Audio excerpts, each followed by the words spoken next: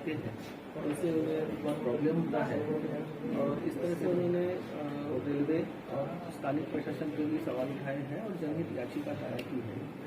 जबकि ये जनहित याचिका किसी भी प्रकार से जनहित याचिका नहीं बनती है, बिकॉज ये किसी पर्टिकुलर समाज को आप साइड रख के बाकी समाज को आप उसको फायदा देने की अगर सोचते हो तो ये नहीं होता है।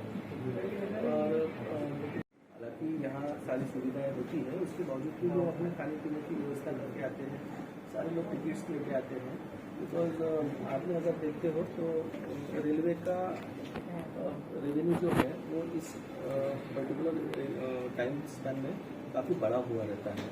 तो उनका ये कहना है कि फ्री में आते हैं और हुल्लड़बाजी करते हैं। अगर हुल्लड़बाजी करते हैं तो आपके पास प्रशासन को कंप्लेन करने के लिए काफ़ी अवसर होते हैं, टीसी होता है, आरपीएफ होता है, स्थानीय प्रशासन, लोकल पुलिस भी होते हैं। ये सभी लोगों को स्किप करके आप डायरेक्ट कोर्ट से क्यों कहते हो कि ये जो गैदरिंग होता है उससे हमें बहुत प्रॉब्लम होता है। इससे पिछले 67 ईयर्स में आप विश्वभूमि में आए हुए लोगों में आपने कभी भी हुल्लड़बाजी नहीं देखी होगी, कभी भी आपने किसी प्रकार का उसमें अनुचित प्रकार नहीं देखा होगा। इवन 67 ईयर्स में हर साल लगभग 4 से 5 लाख लोग आने के बावजूद और एक साथ इकट्ठा रहने के बावजूद भी कभी भी एक सिंगल कैजुअलिटी भी नहीं हुई है। इतने डिसिप्लिन में आने वाले लोग वो से इनको अगर प्रॉब्लम होता है तो ये उनकी एक पर्टिकुलर समाज के प्रति जो मानसिकता है वो दर्शाती है। आज भी उनके दिमाग से चातुर्वर्ण व्यवस्था नहीं गया है, आज भी उनके दिमाग से जातीय व्यवस्था और पर्टिकुलरली डॉक्टर आम्बेडकर के बारे में उनके दिमाग में जो मैला बना हुआ है वो आज भी नहीं गया है। ये दिखाता है एडवोकेट पायल गायकवाड़ और एडवोकेट राहुल तेलंग इनके द्वारा हम लोग ने कुछ उनके पिटीशन पे हम लोग ने रिप्लाई दिया है और उसमें हमने कहा है कि आप ये याचिका बिल्कुल एक्सेप्ट मत कीजिए और ये तुरंत ही खारिज कीजिए, क्योंकि यहाँ कोई हुल्लड़बाजी नहीं होता है, ये एक वैचारिक सम्मेलन होता है। इसमें हमने एक्चुअली इंटरवेंशन एप्लीकेशन दाखिल की है।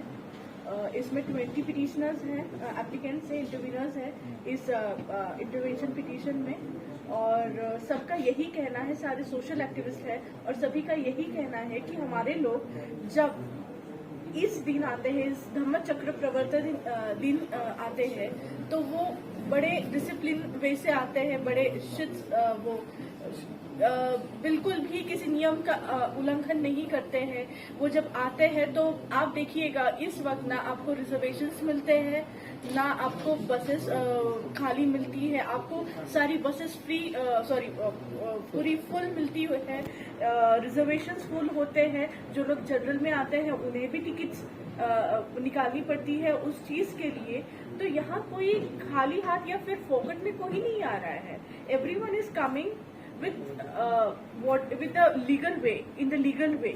तो जब सारे लोग लीगल वे में आ रहे हैं, एक टिकट और एक रिजर्वेशन करके आ रहे हैं, तो आप या सरकार या रेलवे किसी को ये नहीं बोल सकता कि आपका जो मॉब है वो कंट्रोल करो या आना कंट्रोल करो। No one can say that. अगर ये कोई बोलता है तो ये दो समाज में हिंदू और बुद्धिस्ट में तेज निर्माण करने का जो है वो ये पूरा सारा मसला उसी की तरफ फिर ध्यान आकर्षित कर रहा है। हमने यही सारे पॉइंट्स डाले हैं हमारी पिटीशन में कि कैसे हम लोग डिसिप्लिन वे से आ रहे हैं, कैसे हम लोग टिकट्स लेकर आए रिजर्वेशन, क्योंकि कुछ हमारे जो इंटरव्यूनर्स हैं वो दूसरे डिस्ट्रिक्ट से भी आ रहे हैं, जैसे चंद्रपुर से है कुछ लोग, कुछ यवतमाल से है, वो लोग भी आ रहे हैं। तो obviously they are coming by certain mode of transportation. It can be bus, it can be train, it can be their own vehicle और इट कैन बी एनीथिंग। काफी लोग तो पैदल भी आ जाते हैं। तो ये सारी चीजें तो आप किसी को रोक नहीं सकते हो। आप बल्कि ये मांग सकते हो कि अगर इस साल 4 ट्रेनें एक्स्ट्रा डिप्लॉय की गई है तो वो 4 ना करके 10 एटलीस्ट ट्रेनें डिप्लॉय करो। जब आप इतने सारे लोग देख रहे हो, 4 से 5 लाख लोग यहाँ इस वक्त धम्मचक्र प्रवर्तन दिन के उपलक्ष्य पे यहाँ आते हैं, तो ज्यादा ट्रेनें होंगी तो लोगों को भी वो सुविधा होगी कि वो आराम से निश्चित तरीके से अपने घर जा पाए। आप ये पूछ सकते हो, आप डायरेक्टली अनकंट्रोल ट्रैफिक या अनकंट्रोल पैसेंजर्स बोल के नहीं बोल सकते हैं हो। और जब किसी के पास रिजर्वेशन है तो वो अपने इसमें एक नॉर्मल इंसान 10-11 बजे सोने जाता है, उसके पहले अगर वो गाना भी गा रहा है, वो उसके धन का गाना हो या उसके विचारों का गाना हो या कोई हिंदी फिल्म का गाना हो, वो आराम से कर सकता है, कोई उसको रोक टोक नहीं कर सकता।